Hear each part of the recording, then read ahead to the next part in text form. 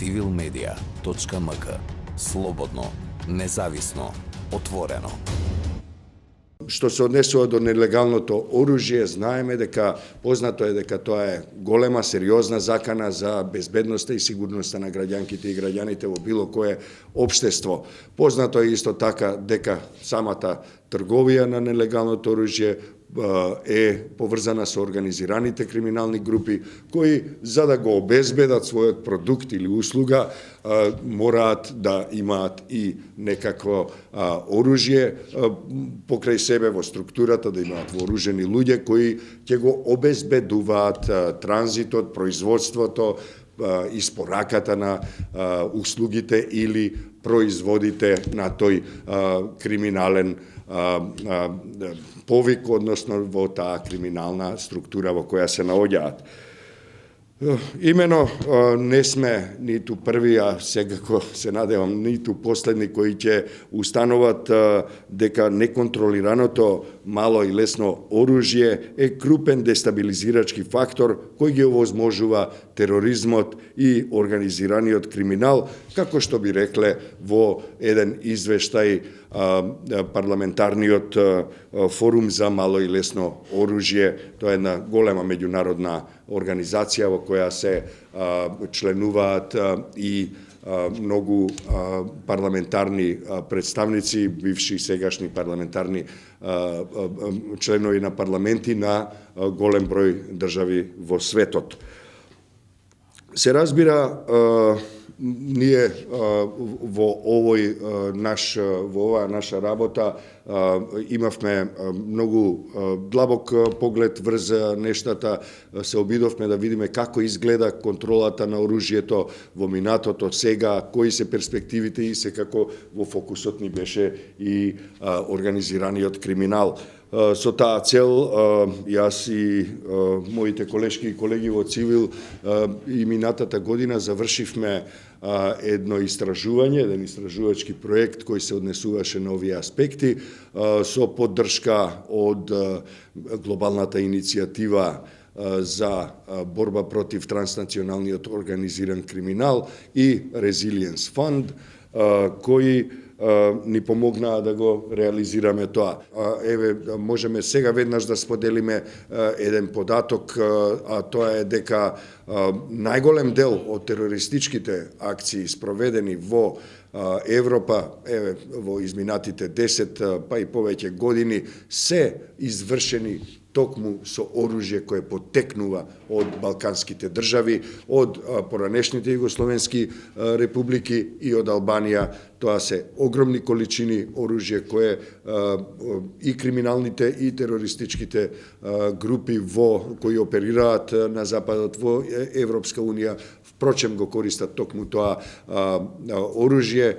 Еден голем дел од тоа оружје е се уште функционално и потекнува од ерата на југословенската народна армија, она што доаѓа и исто така и од армијата на Албанија, која, нели знаеме, во 1997 година се распадна тој систем и голем број парчиња оружје беа украдени од магазините, од депоата и на полицијата и на армијата. Мора да се каже дека во регионот, барем според податоците на Southeast European Small Arms Control во соседиште во Белград, кој е дел од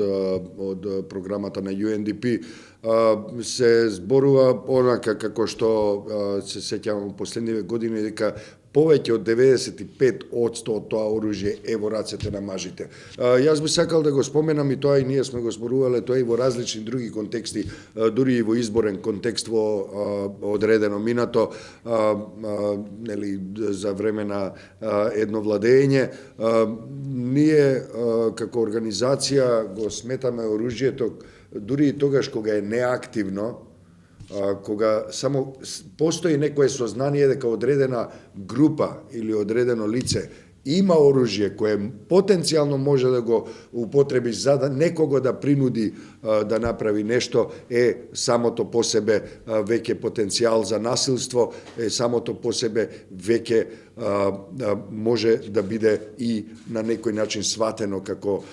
принуда, како закана, а тоа уште повеќе се однесува на домот, кога жената знае дека во домот има оружје кое може би дури е и нелегално, тогаш тоа веднаш поставува едни сосема поинакви односи и во семејството и во кое најчесто страда жената, а се разбира и другите членови на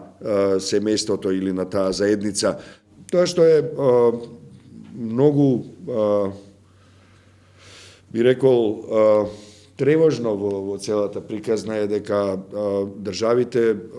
сами по себе не можат ништо да направат, бидејќи тоа е еден многу добро организиран подземен бизнис кој продира на сите нивоа, практично, во општеството, во системот, во државата и така натаму, и е потребна многу сериозна акција и постојана поврзаност и апдейтирање на податоците,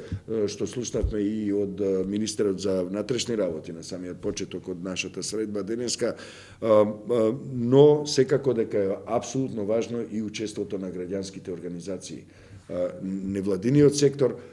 е повикан да биде тука за јакнење на јавната свест, за анализи, за мониторинг, а се разбира и да помогне во креирањето на законски регулативи кои можат да го сопрат овој црн бизнис. Цивил има и долгогодишно искуство, би рекол 21 годишно искуство во оваа тема, е ветеран, организација ветеран и на меѓународно ниво, според она што е направено во изминатите 21 година на овој план, или 22 години постои организацијата, 23 година има повеќе од 20 проекти реализирани големи, а се разбира учествувавме не знам во колку меѓународни кампањи за борба против нелегалното оружје, против култот кон оружјето и низа исто така меѓународно правни процеси, како што е меѓународната спогодба за трговија, која Цивил ја донесе практично во нашата земја во 2012 година во една наистина макотрпна, долготрајна кампања која ја спроведувавме. Инаку на крајот на годината, мислам дека е малку пред ти да влезеш во Цивил, 2012 година, на крајот од годината во извештајот, финансискиот извештај на Цивил, стоеше дека оваа кампања која ја донесе меѓународната спогодба за оружје во земјата, во парламентот, помогна во ратификацијата, чинеше фантастични 250 денари.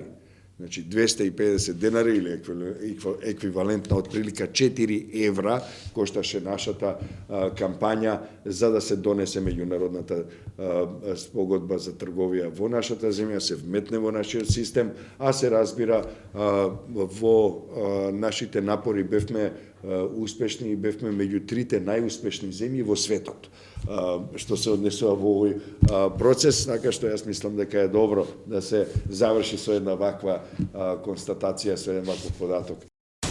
Civilmedia.mk. Слободно, независно, отворено.